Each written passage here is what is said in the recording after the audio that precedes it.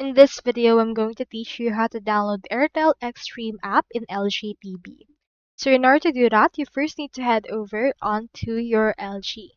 So we have in here our Lenovo Legion 5 gaming laptop, and changing the color of your keypad, you can head over and look for the keyboard as well and see if it actually supports changing of it right there.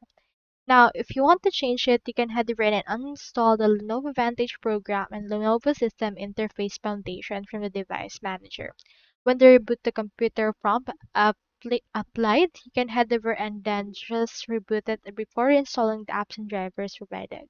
Install the components for Vantage Gaming feature and then install the Vantage from the Microsoft Store. Once you have done that, you should be able to open the app and change the actual color of this right here. You have the option to change the color of your light pad as well as your keyboard from that as well. So that's all there is today, and I hope this video helped you.